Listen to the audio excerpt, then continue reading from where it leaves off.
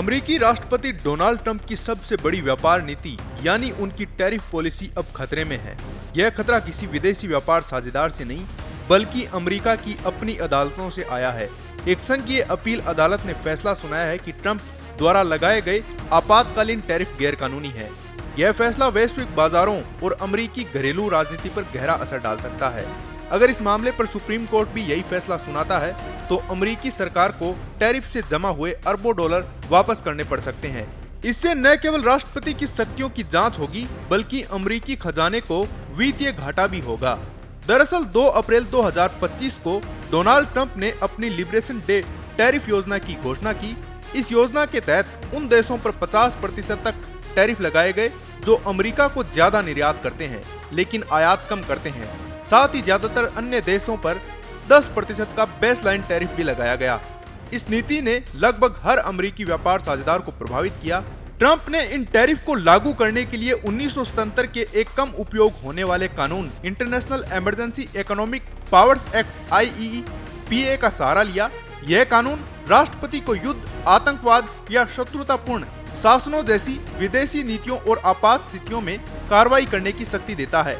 Trump ने दावा किया कि अमेरिका का अन्य देशों के साथ व्यापार घाटा अपने आप में एक राष्ट्रीय आपातकाल है। इसी को आधार बनाते हुए उन्होंने कांग्रेस को दरकिनार कर टैरिफ लगाए। लेकिन 29 अगस्त को एक संघीय अदालत ने फैसला दिया कि ट्रंप ने अपनी शक्तियों का दुरुपयोग किया है। अदालत ने कहा कि IEEPA कानून राष्ट्रपति को आयात पर टैक्स लगाने की शक्ति नहीं देता। अमेरिकी संविधान के अनुसार टैरिफ लगाने का अधिकार केवल कांग्रेस के पास है। इस फैसले ने न्यूयॉर्क की एक ट्रेड कोर्ट के पहले के फैसले को और मजबूत कर दिया है जिसमें कहा गया था कि ट्रंप का यह कदम गैर कानूनी है। एक संसदीय रिपोर्ट में भी यह बताया गया था कि पहले किसी भी अमेरिकी राष्ट्रपति ने IEEPA का इस्तेमाल टैरिफ लगाने के लिए नहीं किया, जिससे ट्रंप का यह कदम ऐतिहासिक रूप से अभूतपूर्व बन गया है। इस फैसले से ट्रंप की व्यापार नीति को बड़ा झटका लगा है। ट्रंप ने एक तरफा टैरिफ का इस्तेमाल कर जापान, UK और यूरोपीय संघ जैसे देशों के साथ सौदे किए।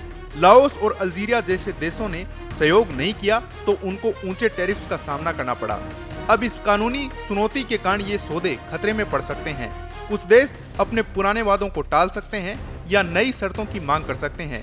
कानूनी विशेषज्ञों का कहना है कि इस फैसले से वाशिंगटन की बातचीत वाली ताकत कम हो सकती है। वहीं ट्रंप ने अब सुप्रीम कोर्ट में अपील करने की कसम खाई है। उन्होंने दावा किया कि यह फैसला अगर लागू रहा तो अमेरिका को बर्बाद कर देगा।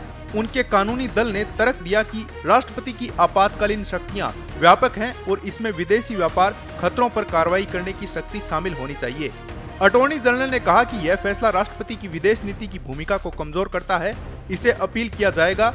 ट्रेजरी और वाणिज्य विभाग के अधिकारियों ने भी चेतावनी दी कि यह फैसला राजनयिक स्तर पर शर्मिंदगी का कारण बन सकता है। ऐसे में अगर सुप्रीम कोर्ट इस फैसले को बरकरार रखता है और टैरिफ रद्द हो जाते हैं तो अमेरिकी सरकार को जमा किए गए टैरिफ की बड़ी राशि वापस करनी पड़ सकती है। जुलाई 2025 तक टैरिफ से 159 अरब डॉलर की आय हुई थी जो पिछले साल की तुलना में दोगुनी थी। जस्टिस डिपार्टमेंट ने चेतावनी दी है कि टैरिफ रद्द होने से संघीय खजाने को वित्तीय तबाही का सामना करना पड़ेगा क्योंकि इतनी बड़ी राशि वापस करनी होगी। इसके अलावा कानूनी बुनियाद कमजोर होने से टैरिफ के दबाव में किए गए व्यापार सौदों पर भी असर पड़ सकता है।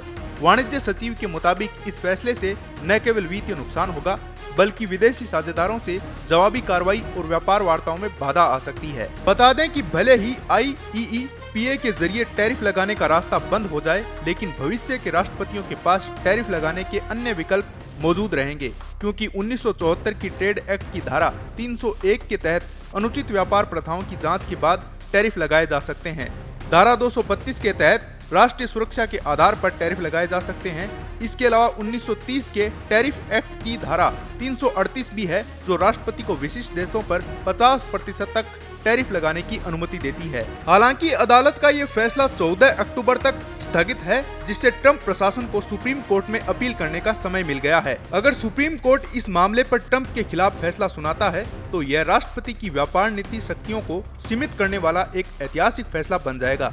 फिलहाल टैरिफ लागू है लेकिन कानूनी और वित्तीय अनिश्चितता बनी हुई है। व्यवसायों को समझ नहीं आ रहा है कि क्या उन्हें टैरिफ की राशि वापस मिलेगी। व्यापार साझेदार अपने वादों पर फिर से विचार कर रहे हैं। वाशिंगटन को भविष्य की वार्ताओं में एक महत्वपूर्ण हथियार खोने का खतरा है। ब्यूरो रिपोर्ट पत्रिका। देश दुनिया की ताज़ा खबरें और वीडियोस के लिए अभी डाउनलोड करें पत्रिका ऐप।